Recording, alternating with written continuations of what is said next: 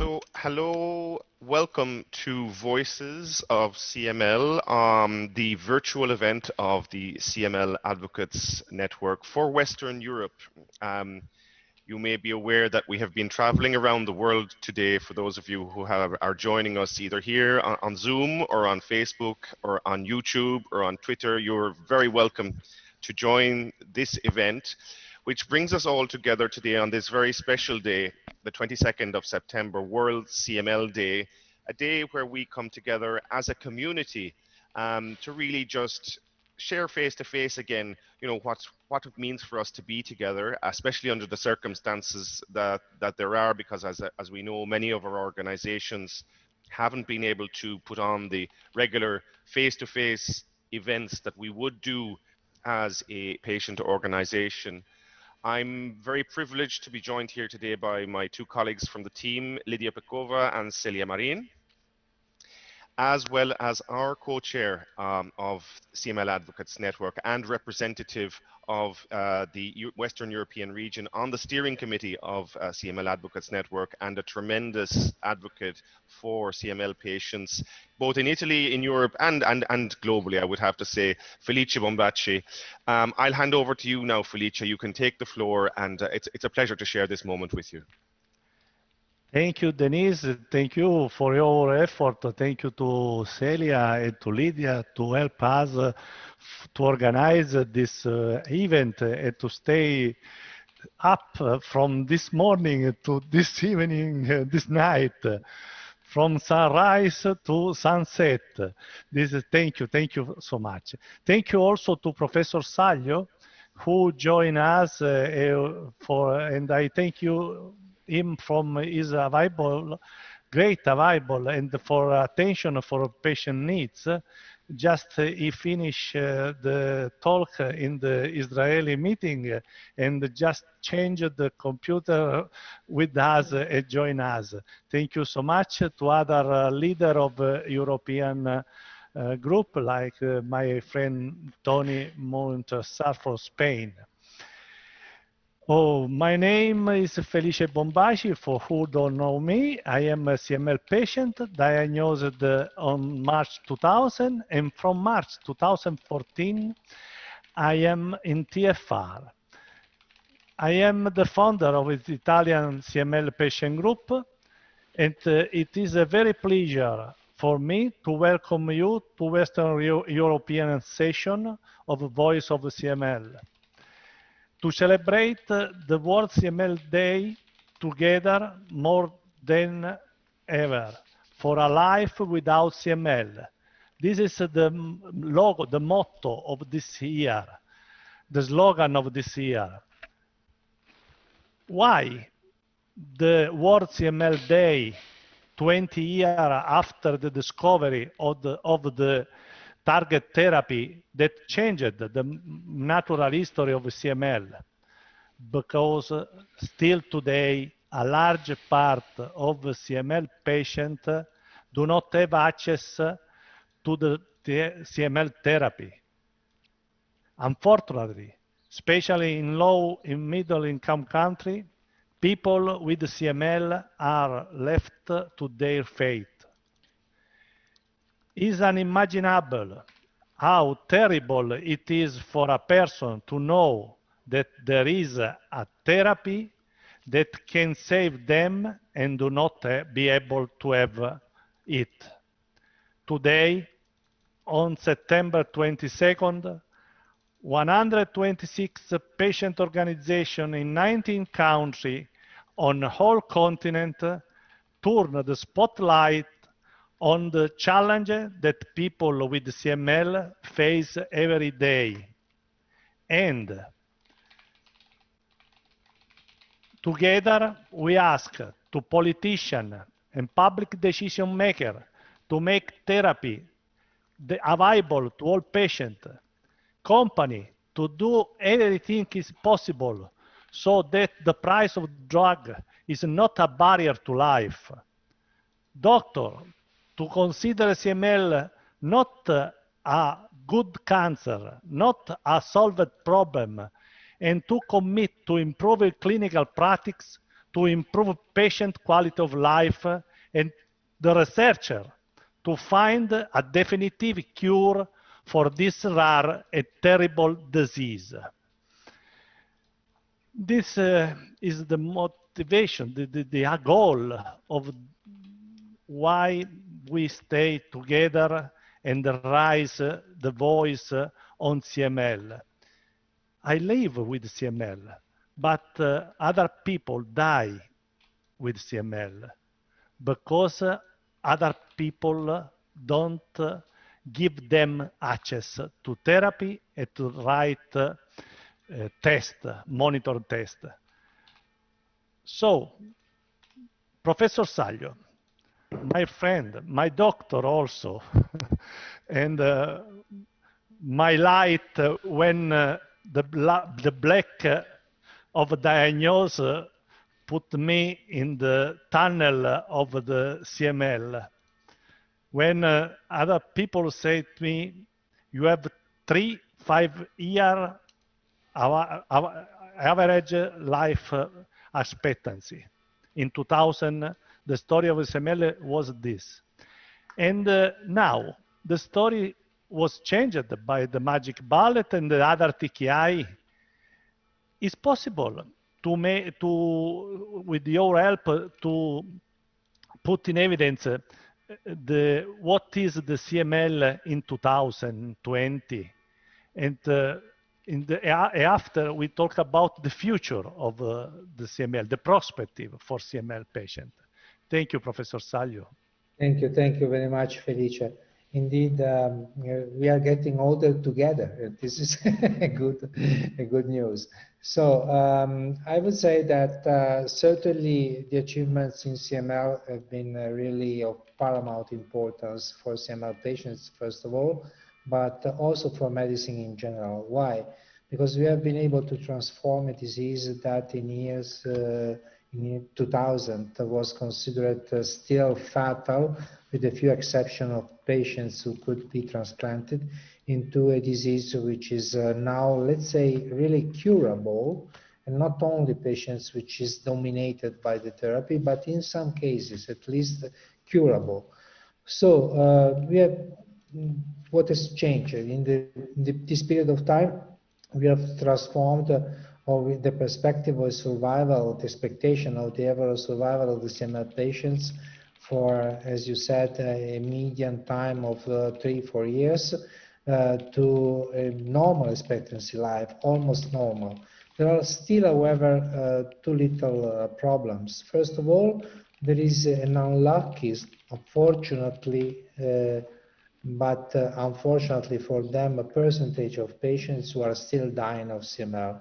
And these are patients who are progressing very fast, even after diagnosis, who are diagnosed immediately with in blast crisis or in a more advanced phase of the disease. These patients at the moment, in some cases, let's say 40-50% of the cases can be saved, but only with the old method that we had to eradicate the stem cells and the pH positive clones. That means the allotransplant. So this is what we are still doing. We have no real medication to able to eradicate the disease at this stage. For all the other patients, fortunately enough, we have the possibility to dominate the disease. We have at our disposition not only imatinib, which is, I would say, still the king of the TKI inhibitors, but we have inhibitors which are more potent, even in some cases a little bit more toxic than imatinib.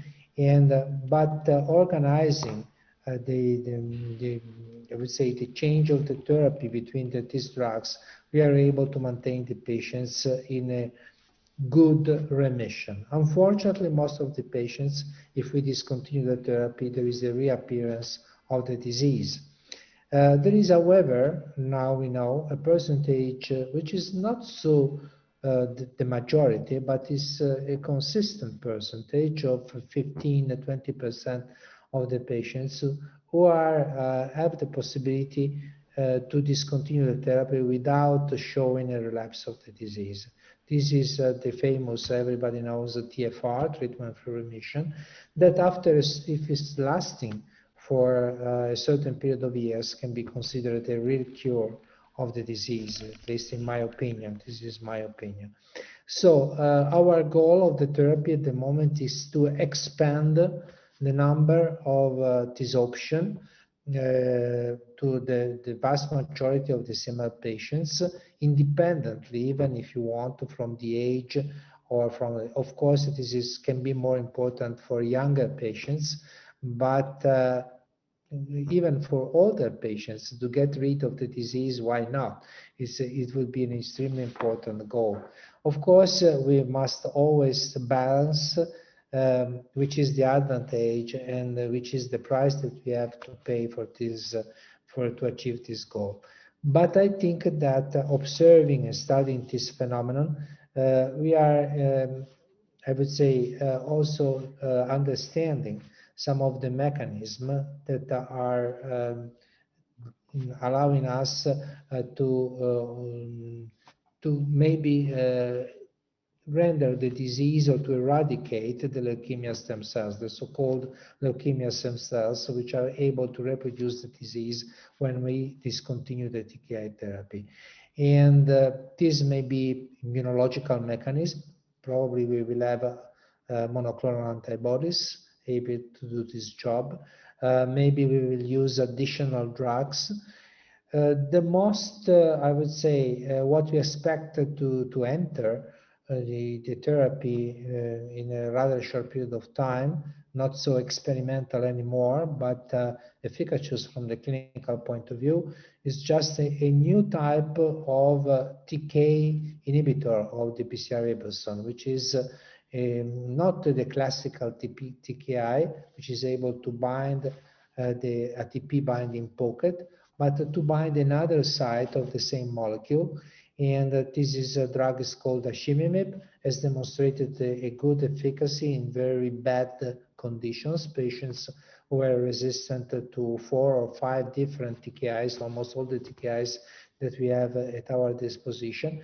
The toxicity for the moment, even the follow-up, of course, is not so long, is very good. And this will be a different class of drugs, that certainly the first class of drugs that probably will enter the therapy of CML, different from the traditional TK inhibitors.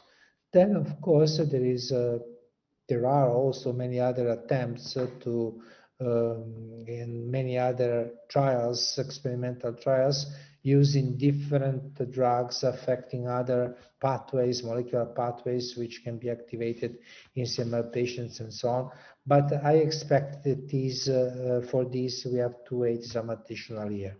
However, if we in 20 years we have transformed a fatal disease in a curable disease, once that you have done the first step, I would say all the rest should be easier. So I would expect that reasonable period of time, or 10 years or so, we will be able to achieve this goal for the vast majority of the CML patients. Thank you. The prospect is very fine, and we expect your researcher to search this definitive cure for us. Professor Saglio, another big issue in this period for the patient, the challenge in this COVID-19 period emergence. Many patients say we are immunodepressing people, we are people, the risk is major risk for us, or there are less risk for people who take some kind of drug, or the drug or the disease increase the risk to achieve the infection of COVID-19. What about from COVID-19 and CML in particular? So far we do not have data supporting the notion that CML patients can be, I would say, at a higher risk of the COVID infection because we are collecting this data both at local Italian level and in international level. And the number of CML patients who developed the COVID apparently is not certainly higher with respect to that of a control population. Indeed, there is the suspicion that the TKI therapy, in particular imatinib, but also other TKIs, can also exert a sort of a protection against the COVID-19 infection. We do not know, however, if the lower is apparent, let's say, apparent for the moment, because we are lacking precise data, we are developing apparent less incidence of a COVID infection among CML patients that has been observed, indeed is due to the fact that the CML patients being conscious of being affected of such an important disease and being on therapy for this disease are very, very cautious, and therefore they take all the measures, which is always in any case, or this is due to a real protection of the TKI therapy. We are studying this phenomenon. What we can say for certain, and that there is no additional risk of continuing the TKI therapy for CML patients who are on therapy during this period of COVID infection. And of course, we suggest, as we suggest to all people, to be particularly cautious in taking all the measures which can prevent the infection, because the infection cannot be worse in CML patients with respect to the other patients, but of course is something better, is always better to avoid it at all for CML as well as for the other patients. So for the patient who hear us, pay attention to maintain the control of the to avoid the infection. Wash the hand and maintain the distance between people 1-2 meters more than, and work from your house like me, smart working, to avoid the infection. And about vaccination, in the case of people like me, CML patient, over the in addition to winter vaccination, the flu vaccination stage, winter flu, is possible when the is available the new vaccine for COVID-19 to make vaccination, or we have risk? Of course, at the moment, we do not have information about this vaccine or vaccines because at the moment we do not know which are the side effects, which do not know exactly. But I don't think that there will be a problem just to take this vaccine. As I personally, I suggested to my patients to may take the vaccination, the normal vaccination against flu and for all the other diseases. So we do not have at the moment evidence that the CML patients, independently from the TKI that they are taking, are immunodepressed with respect to the control population. So are exactly similar to the control population. Okay, thank you. It's important for us to for precaution to maintain our health, and I asked to my friend Tony if he have something from Spain, and what is your issue, challenge for the patient who live in Spain? Well, I'm not sure if it's only about Spain or not, but I think maybe it could affect different countries. When I my questions to Professor Sayos, from a patient's point of life, be able to try the TFR is obviously a point to, let's say, avoid drugs. Politically incorrect because pharma will lose money, but that's another point. Forget it for today. But how will we be able to achieve the highest level of people trying the TFR when the majority of hematologists, and here, yes, I'm speaking for Spanish, have any interest or even a lack of knowledge. Even ELN guidelines talk about it, but they are not really concerned because at the end, that will mean more work to them, will need more controls. But how can we solve it? If I, as a patient, I told to my hematologist, I want to do the 10-free remission, she will say, wait, you're a patient. No, I'm sorry, I'm a patient advocate. I would like to do that.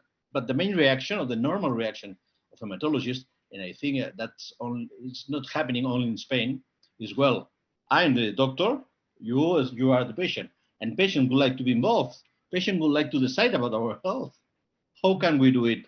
How can we put the common point between professionals and patients to improve these ratios? You are perfectly right, Tony. This is a very important point that you have touched. Of course, I would say to achieve a TFR is something, particularly in patients who are in deep molecular response, doing well without apparently no toxic effect to the therapy that they are taking, and so no side effects, good quality of life. It's always something that should be, I would say, it's difficult, it's a work. It takes for both doctors and patients particular attention, more frequent molecular monitoring, so even costly for a certain period of time. And so these are problems which are true. And it's true that doctors are not focused on CML, not have any specific interest in CML. Indeed, they tend to avoid this because they are entering a field in which they do not feel to be very sure.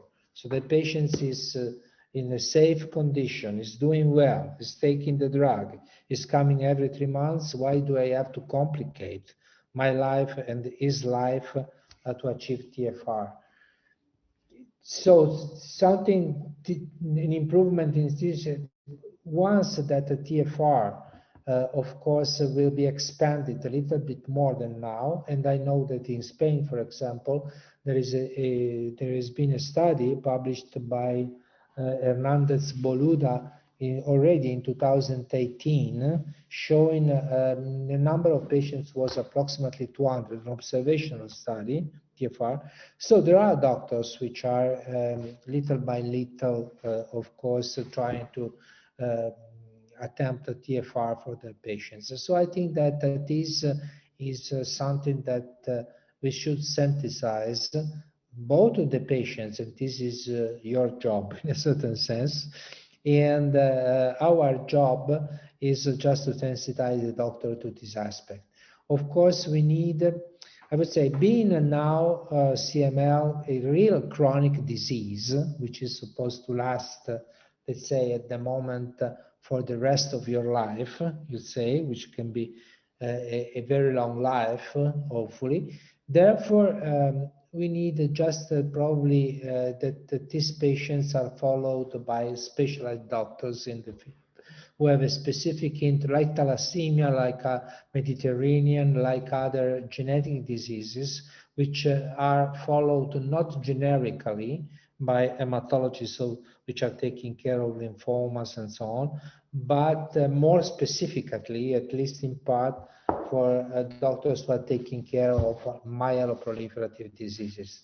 Of course, this can be a limitation for the doctors, but I'm sure that this is the way to do, because as is a disease which can, of course, provide a very good long life on one side, a little bit risk of dying because of the disease still exists, and so on.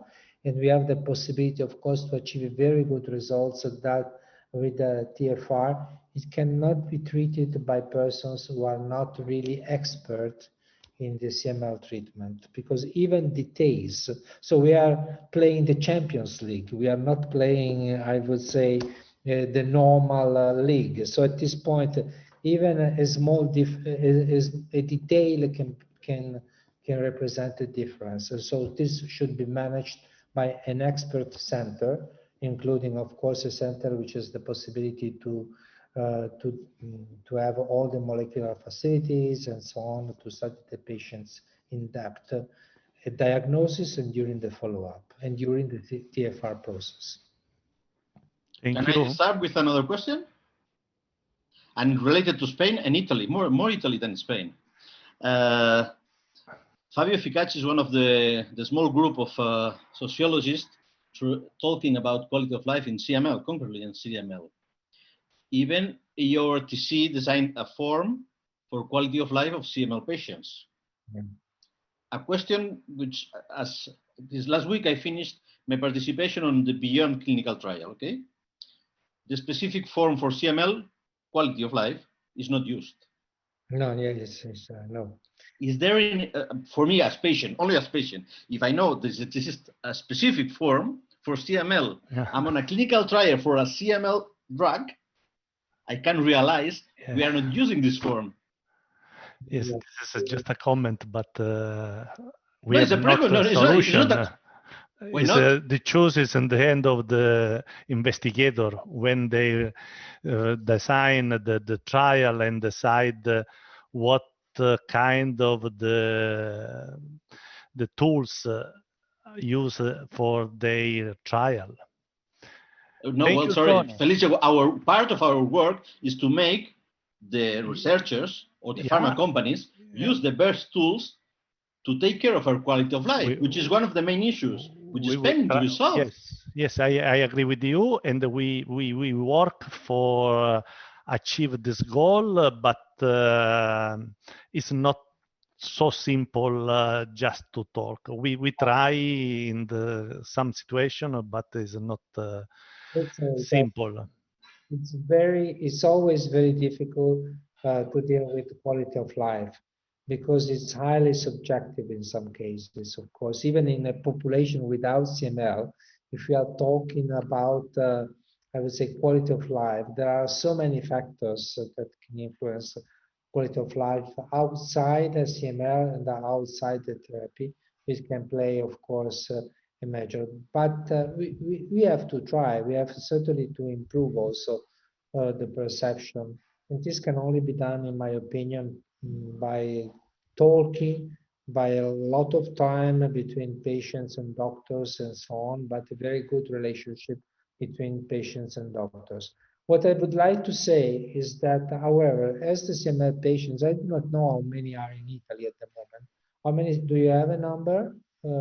I've calculated that certainly there are more than 10,000 CML patients. So it's a small town of CML patients living, of course, spread in Italy in every place. But with the social network that we have created, that we are using in our day, it's possible just to have a common, I would say, a good influence on how to manage the disease. So as a special, I must say that I spent most of my life, scientific life, that gave me a lot of satisfaction too, and so on, dealing with the CML, of course. And therefore, so I am, let's say, really, I do not know, linked to this disease for personal reasons. But of course, even more for CML patients, it's important to deal with CML and to have a current treatment for CML, because they have a personal interest. And you must be aware of your enormous potential that you have, and just in a way that is developing little by little and growing. I know, just to have the possibility to make this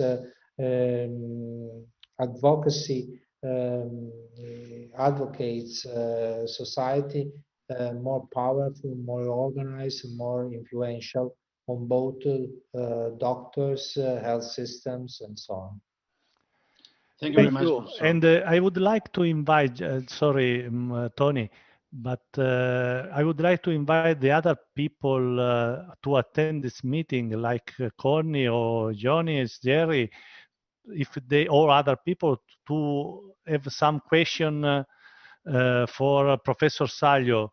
Professor Saglio is a professor of hematology in University of Turin and is one of the best of the great hematology expert on CML. He dedicates his life, professional life, to find something, the solution for CML. And if we have some question, please, we have 2 minutes to end.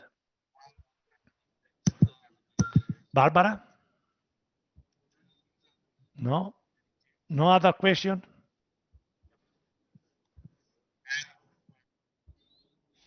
Okay. So the time expired, and I thank you, the people behind the scena who help us to organize this meeting. Also, I thank so much for his availability and for his close with us, with patient attention for Professor Saglio. And also my friend from around Europe, the Western Europe, to join this meeting. And Denise, Celia, and Lydia for their great effort. This day they dedicate from this morning to this night, continuous to following the sun and help us, patient representative of the region, European, Asia Pacific, Asia, America, and so, all continent, they help us to run this initiative because it's important also today to understand that the CML is not a good cancer, it's a cancer, and we need to turn on the light on this disease to find a definitive solution, a definitive cure, and to have access for all people. This is what we ask. Have access to treatment. It's not possible in 2020 to die because you have not access to the treatment. Thank you to all. Have a nice day and celebrate the CML Day. Thank you, Felice, and thank you again, Professor Saglio, on behalf of CML Advocates Network. We very much enjoyed your participation and are very, very thankful. Thank you to all of you patient leaders who have attended. I am going to share some pre-recorded messages from the wider Western European CML patient leadership. If you so wish to watch some of that, it's about 30 minutes long, but it will be shared also subsequently on our social media. So please feel free or not. I wish you again a very good evening and thank you for your participation today. Thank you very much. Thank you. Grazie mille.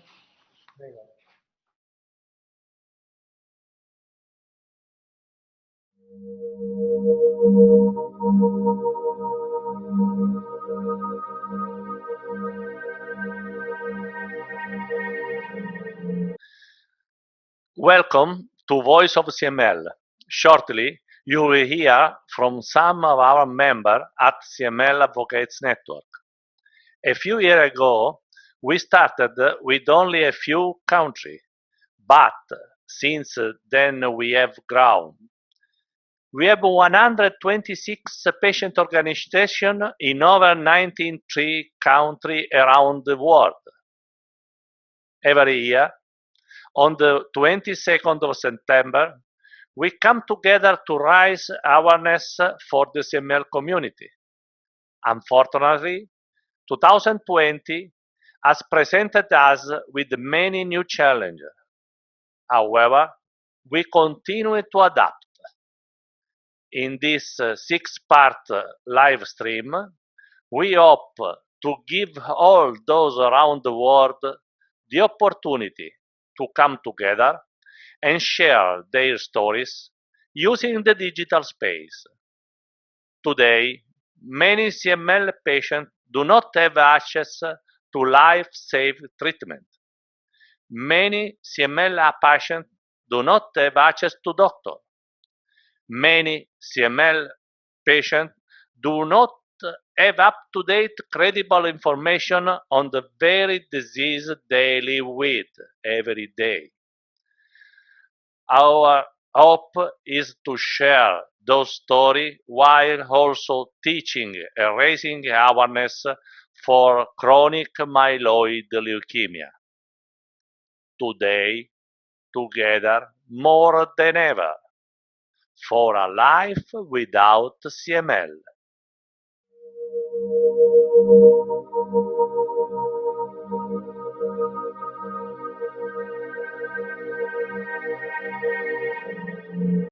Today, together more than ever for a life without CML. Today, together more than ever for a life without CML. Cool.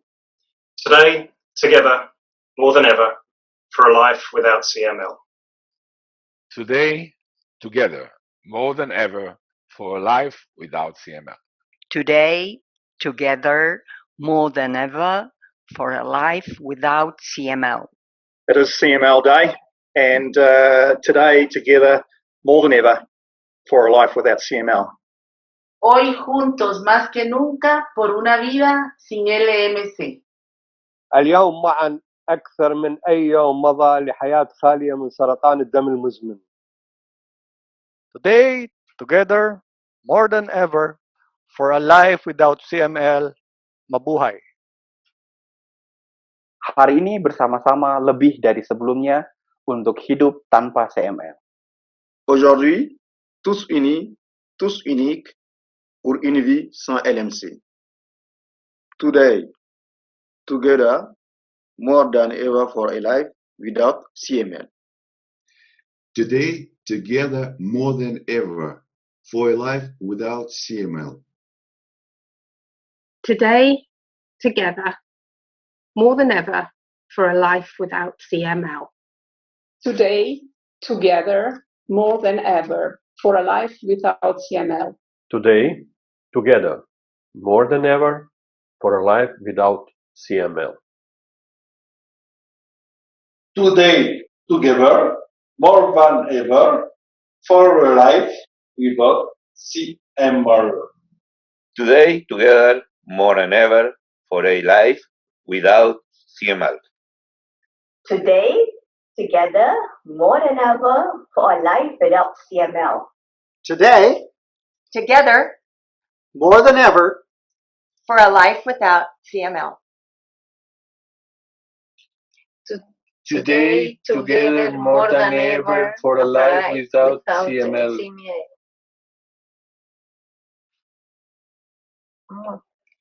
Today, together more than ever for a life without CML. Today, together more than ever for a life without CML. Today, together more than ever for a life without CML. Today, together more than ever for a life without CML. Today, together more than ever for a life without CML. Today, together more than ever for a life without CML. Today, together more than ever for a life without CML. Today, together more than ever for a life without CML. Today, together more than ever for life without CML.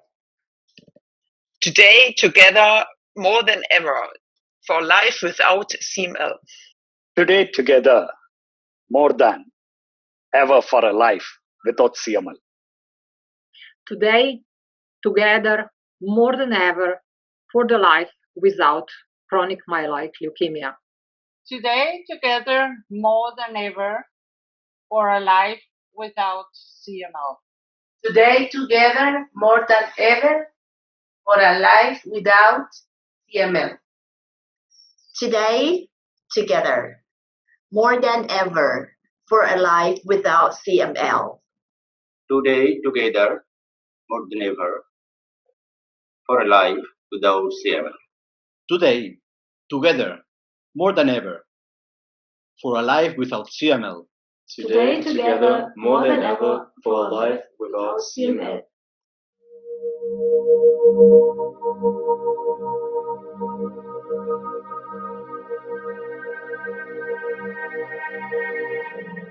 How has 2020 affect the CML community? How can we work together for a life without CML? What's next for the CML community? The CML community recently came together to ask some of these questions.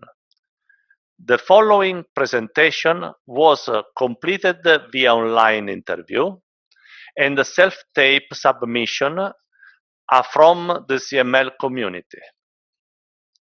We would like to thank those patients, advocates, and the physician who contribute to Voice of CML. Today, together, more than ever, for a life without CML.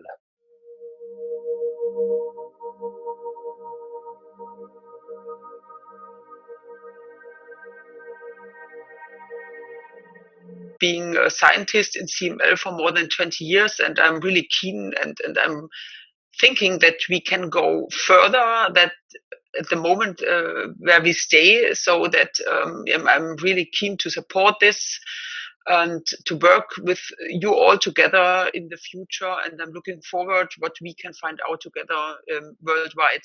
With COVID-19, and the patients are very anxious because of COVID-19 and very angry about it. We don't know anything about it.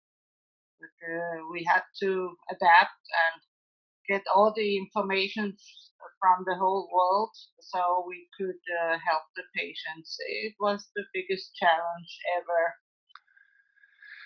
Oh, during 2020, the COVID infection, the COVID virus created many challenges around the world, especially in Italy, where many people die and many patients was recovered in the hospital and a CML patient was very dangerous for them to live normally, because in Italy the pandemic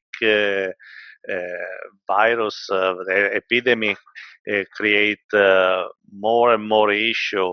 The hospital was full for ICU unit was not able to recover patient, and more people stay at home and die.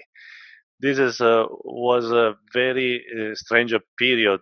Many people lost work and the job. And in Italy, for CML patient, was a big challenge to reach the hospital, to maintain the follow-up on to reach the access to drug, because it was not simple to move from home to the hospital pharmacy to then was very complicated. Now is better. Well, since I'm involved both on a local country, running two patient organizations in my country, one is CML, one is all blood cancers, and also I'm a co-founder of the CML Advocate Network and NPN Advocate Network on global level, which are global organizations, and the challenges were actually on both terms and regions. So I think the main challenge was that patients are not able to gather together anymore, at this time of the COVID virus, and everything that we had to move into virtual meetings, talks, presentation by doctors, and any activity that we used to do, we had to change and adapt. So that, of course, was a big challenge because we had to do it very quickly within a few days or few weeks, and actually we did it quite well. Other challenges were how patients can get to hospitals because the public transportation when we were at lockdown was not operating. And even today, when the public transportation is operating on a limited term, the patients who have immune system which is not as good as a healthy person are concerned and are not able to go into a public transportation, especially in times like this now in Israel where we have an outbreak of the COVID and the number of patients is increasing every day. So another challenge was that patients, blood cancer patients who have immune system which is weaker than the regular healthy population could have not used the public transportation to get from home to hospitals for a couple of reasons. First, the public transportation was not operating as usual, as normal, and we had lockdown. And second is that they could not go into a train or a bus with many people inside without risking themselves. So we had to find a solution because patients were afraid going out of home and going into hospitals. And we had to look for a solution. We organized very quickly. We raised funds, and within a few couple of weeks, we organized a transportation system that takes hundreds of patients from home to the hospital by taxis and bringing them back from the hospital back home. We've been doing it from April, and now we are in September, and we probably continue to do it until next year, when we hope finally there'll be a solution and patients can again safely go home from home to the hospital, get the treatment or the consultant, and go back home. On a global level, I'm usually the organizer of the annual meeting conference of all our patient organization, which is called CML Horizon. The meeting was planned to take place on beginning of May in Costa Rica. We started planning everything. We booked flight, we booked the doctors, the speakers, and the hotel and everything, and suddenly everything stopped. We had to cancel it last minute. And now actually we are organizing and preparing a substitution by a virtual meeting that will take place in November. And hopefully this will offer a partial solution for our members, which come from 125 patient organizations around the world. Okay, well, I think probably the main challenge everyone has faced this year is probably the global spread of the pandemic of the COVID-19 virus. I think especially in the beginning it was hard for CML patients to adapt, as we have basically had no idea on the effects in terms of like a CML patient could get COVID-19 or something. But for myself, I think I have not experienced any difference in comparison to all the years before in terms of CML. Yeah, I'm pretty good. So my challenges this year were we couldn't meet each other this year. We don't have our conferences, and we haven't seen us in person, and we are only connected via phone conferences or video calls, and so it's very difficult to do the advocacy work this year. So I think a big challenge which I'm working on as a CML expert is that I try to get more patients in treatment-free remission. So we started or are running a lot of studies in Germany, but also in Europe. And also we make a final analysis of the RUSKI study. So with the goal to raise the numbers of patients who get off treatment. So the CML community in the United Kingdom over the course of the last 6-9 months has been affected quite significantly given the outbreak of COVID. What that has meant for us is that it has given us much more restricted access to our clinicians the ability to actually attend hospital, to take or have blood tests, both normal full blood counts and also PCR blood tests, and also to actually see a clinician. Appointments this year have been handled by telephone generally. I personally haven't had a blood test for PCR purposes in 9 months, and I haven't seen my physician for 6 months.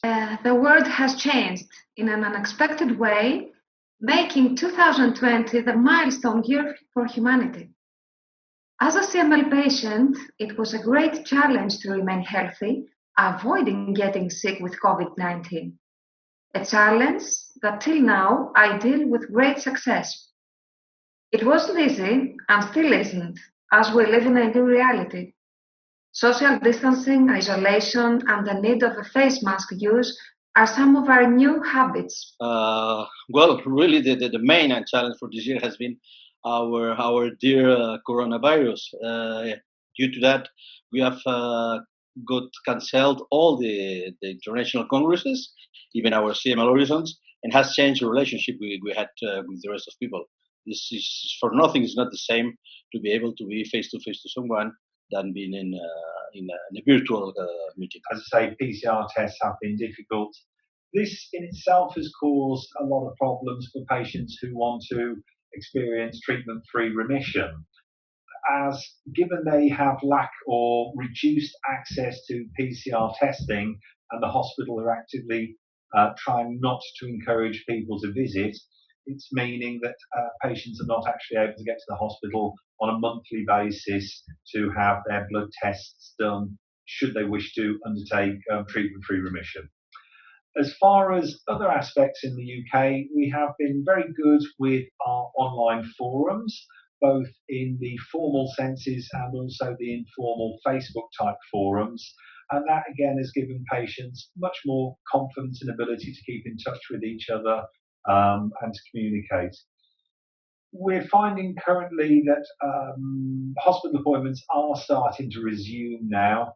I personally have a hospital appointment this coming week and look forward to actually seeing my clinician.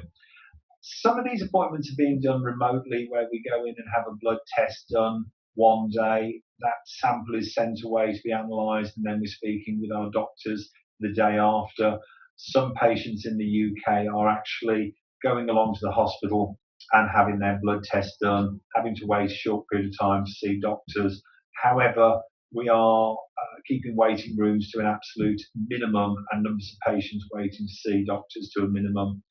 Access to treatments and TKIs are generally being home delivered now rather than being picked up from a pharmacy. With the help of the Israeli Hematologists Association, they have helped us to raise funds from different sponsors, including most pharma companies in Israel, and we raised enough money, at least now, to operate the system. Also, this is an example how patient organization can collaborate, because in Israel we have few patient organizations who are supporting blood cancer. For example, we have an ITP patient organization, we have a myeloma patient organization, and we have an MDS patient organization. So actually we are giving the services to all these patient organizations, to all the patients who belong to all these organizations, and we are splitting the work among us, because to run such an operation and to send taxis and collect people from hospital and bring them back home is quite a challenge. I must admit that I became like a taxi distributor, or whatever you call, somebody who is sending all the taxing and back for the last few months, but now we are splitting the task among us, and it's helping us to operate it in a more easier way and safer way.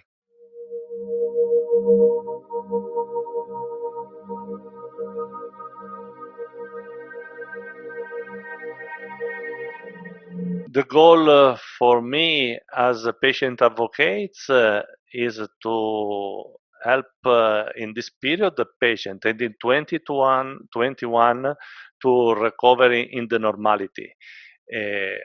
We hope to receive the vaccination to have the possibility to come back at a normal life.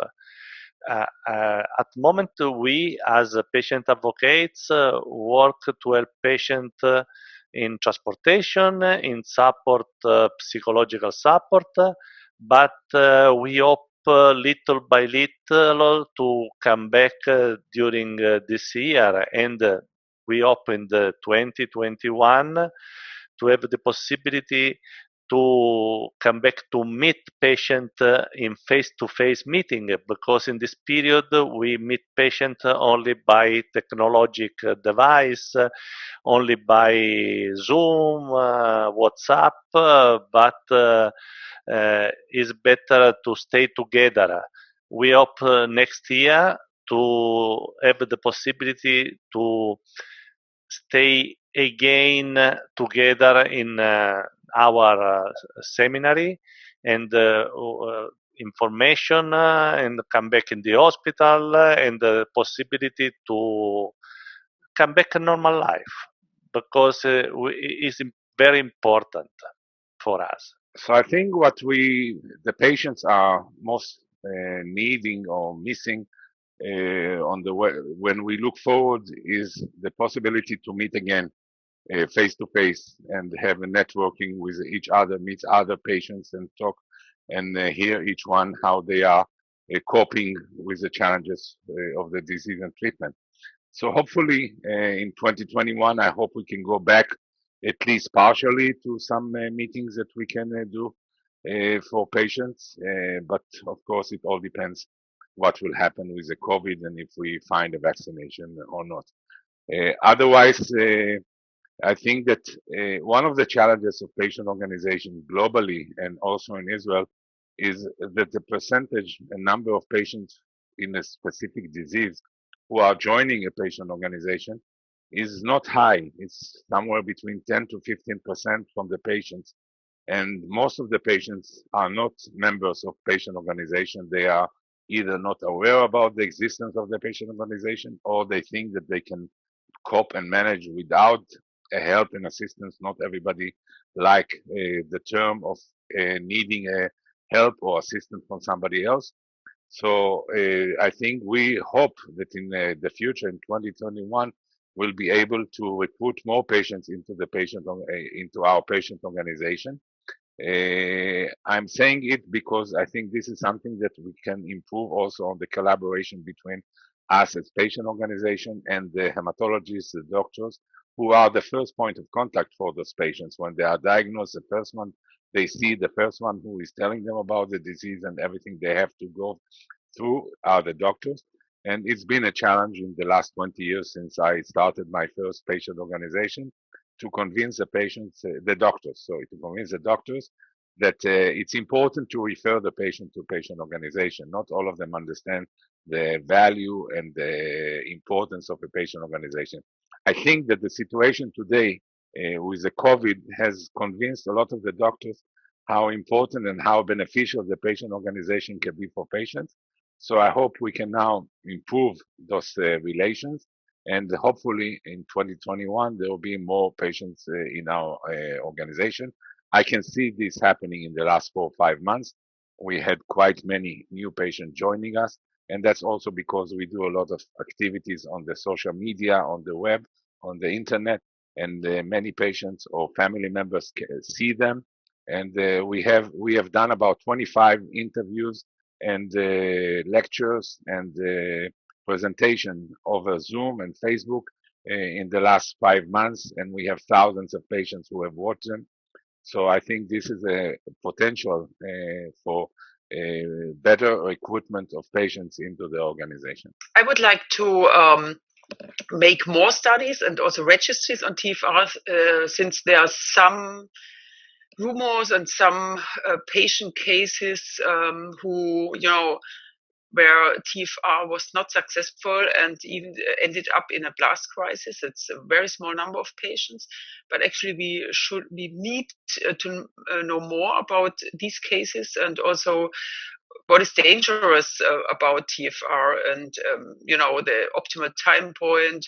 What is really going on in patients who have where TFR is possible, and in patients where TFR is not possible for sure. And so I think we have to really move forward in that field.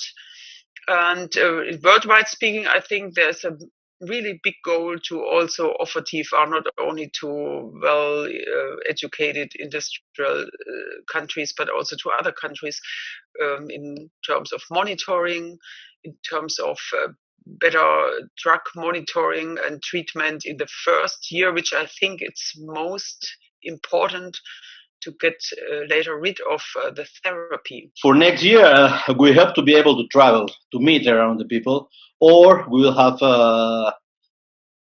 let's say, a loss of time, a lack of time, because we will be losing the contact with doctors, with farmers, with our colleagues on other parts of the world, and we are not being able to solve the problems as fast as we are supposed. And obviously, all the research which is conducted around the world for CML, for sure, it has been a little bit stopped due to the concentration on looking for a coronavirus vaccine. I've graduated this year, so right now I'm like looking for some sort of university. So I want to, take a few steps forward in terms of the world of work and try to find some, some study or something which makes myself happy and looking forward for that. And in terms of CML, I want to come closer to a cure and maybe get rid of the medication. But yeah, I'm excited for the next year, and I hope I have a bright future ahead. 2021, I expect that pharma industry will strengthen its efforts the same way they tried with COVID-19 to find the cure for a life without CML.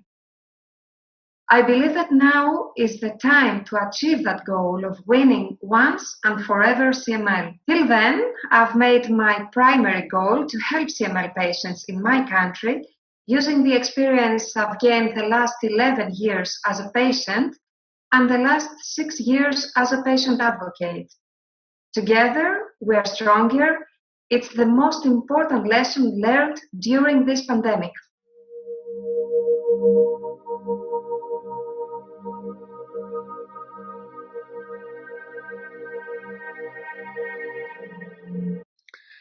As a CML community around the world, we would like to search a cure for CML because at the moment we have a good drug, but the access to this drug is not equal around the world. First one is a very big issue. But also this drug is not for all patients, and not all patients responded to this drug. Then our dream, our work for solve it, and we organize meeting with the scientists and also with pharma to search together a cure for CML. I think the most common goal, I think every CML patient or every CML advocate, everyone who is part of the CML community is definitely the focus on finding a cure, because there are a lot of people suffering out there, and especially due to the side effects of the medication. But I think the CML community is so committed, and we have achieved so much in the last couple of years. We can definitely be proud of that. And I'm pretty sure that with all this commitment all around the world, it's just a matter of time until we find a cure and basically serve a normal life for CML patients.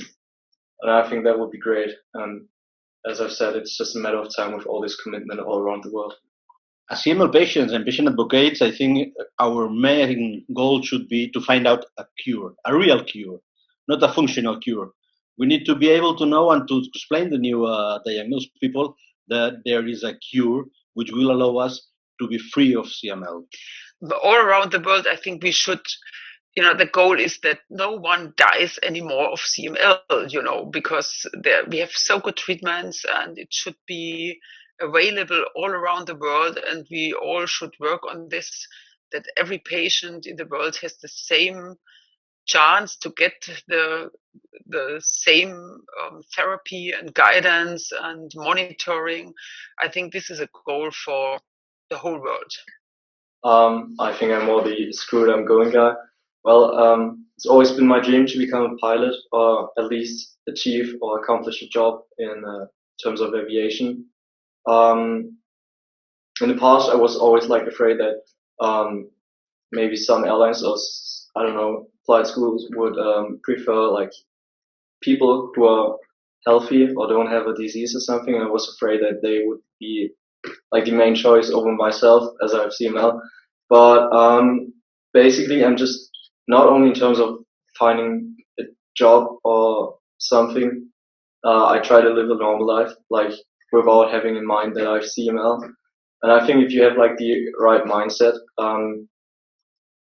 people don't even can see or can know that you have CML. And I think if you always like try to follow your dreams, I think there's nothing that holds you back, especially not CML.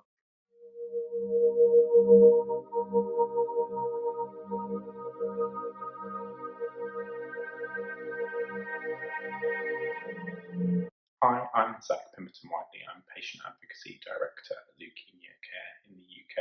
We've been supporting people living with leukemia and other blood cancers for over 50 years now. 2020 has been one of the most difficult years for us as a charity and also for the people that we support.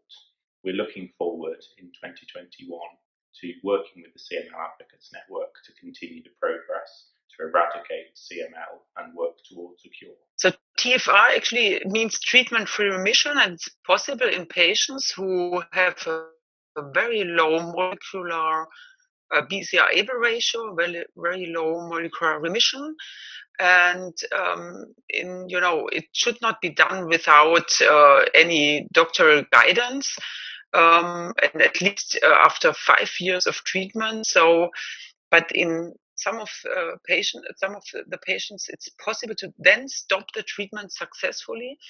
And I have now more than 50, 60 patients who don't need treatment for more than 5 years or so. And I think this is a goal where we can have nearly everyone if we just make more science and more studies so that we know what we do wrong in patients where it's not working. And we also have to know more about the immunology, the biology of this status, why patients can be treatment free and others not. And there we need a really good cooperation between doctors and patients to close this gap of knowledge. For us, it's a new, really a new challenge to change all the organization. CML Advocates Network is a really big organization with people around the world. We are able to find only once a year for 3 days, and it's incredible the network you create right there. That is not creable. You cannot do it in another way. If we lose that, and we have to accept that due to coronavirus we will not be able to do it next year, then probably we have to work stronger with our regions and letting the steering committee working above all of us and thinking each one in their regional areas. What we need to be serious, we need to accept all patient advocates, all organizations to participate on meetings.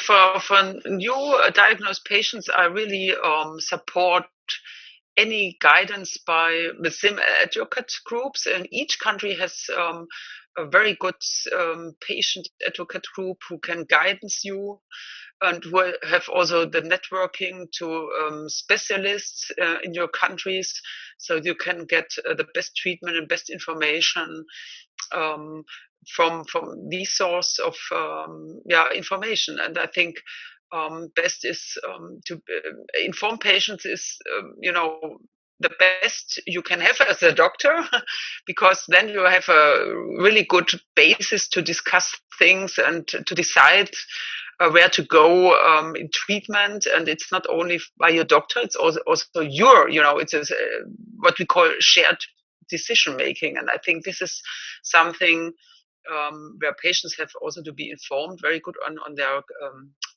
disease. And there are so many materials in each country, in each language. So I think best is go to the CML Advocates internet, or to, there in each country there are some internet pages where you can find good information, valid information, and guidance of your disease. And the goal of all of us will be to find a cure for CML. I know, and we all are aware that we have today 5 very good treatments for CML, and the life expectancy of a CML patient today is very similar to the healthy population. But patients who are taking the drugs still suffer a lot of side effects, and the quality of the life is impaired. So there is a need to find a cure and get rid of this disease. We are lucky that we have managed to turn the CML from a fatal disease. When I was diagnosed 20 years ago, I was told that I have 2-3 years to live, and now it's been 20 years since I was diagnosed, and we can live with it, CML, as a chronic disease, like I live with my diabetes. And I think that that's something that we all have to be grateful for. But I'm seeing all the patients who are still suffering, who are still encountering a lot of challenges in the daily life, seeing all the young women, CML patients who want to bring children and plan a family. And it's still a challenge, and not everyone is able to do that. I think the only solution at the end will be to find a cure. How to achieve a cure? Well, that's the $1 million question. We are working in our global community advisory board, what we call CAB, towards this, together with companies, together with medical societies, the CML expert around the world. We are planning a CAB in October to sit down together and do a brainstorming and see how can the patient community, together with the medical community and the researchers, find a way to find this needed cure. Well, obviously, I have total understanding for young people who have just been diagnosed with CML. I know in the beginning it's a hard time to adapt your daily living, also with the medication, and it's hard. And in the beginning, I was also like questioning why it was me out of so many people, why I've got CML. But I can definitely tell you that I've experienced a lot of positive things in the past, which wouldn't have happened without CML. I could participate at a lot of CML conferences all over the world, and I think if you try to express that you're okay even with the disease, people will also treat you like normal people, as we basically are. But I think it's just a way to every CML patient who has been diagnosed has to adapt to his life, and I think everyone has to find a different way on it.